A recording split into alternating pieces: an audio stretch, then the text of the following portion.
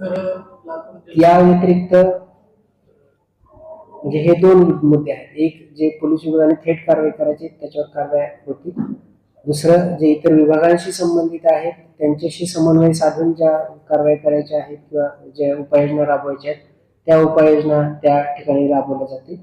आणि त्या अनुषंगानं इतर जे काही मुद्दे आहेत किंवा आपण काही क्राईमच्या डिटेल्स किंवा स्टॅटिस्टिक्स विषयी ज्या मुद्दे किंवा काही अडचणी मांडलेल्या आहेत, तुम्ही मगाशीच आपल्याला सांगितलं की मी आज आपल्याला जे बोलवलेलं आहे ते आपल्याकडनं मला ते जाणून घ्यायचे आहेत आणि त्याचबरोबर आपल्या सूचना घ्यायच्या आहेत. आता या बाकी काही मुद्द्यांवर लगेच तात्काळ तुम्हाला माहिती देण्यासाठी माझ्याकडे आता ती माहिती आज पहिलाच दिवस असल्यामुळे उपलब्ध नाही. आपण नेक्स्ट टाइम जेव्हा भेटू त्यावेळेस मग मला सुद्धा जसे तुम्ही तिकडनं मुद्दे सांगताय तसंच मला त्याचे त्या ठिकाणी त्याचं निराकरण किंवा काय करण्यात आलेलं आहे किंवा काय स्टेटस आहे हे सुद्धा मी तुम्हाला सांगेन.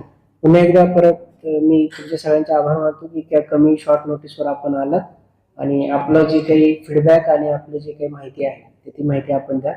व्हॉट्सअप मोबाईलच्या अनुषंगाने यापूर्वी जो आपला लातूर पोलीसचा जो व्हॉट्सअप नंबर होता तर तो आपला नंबर आहेच आहे. त्या व्यतिरिक्त आपल्याला अजून काही सिस्टम करायचे असेल तर ते आपण करू. पोलीस पत्रकार ते बेसिकली पोलीस हे लोकशाहीचा एक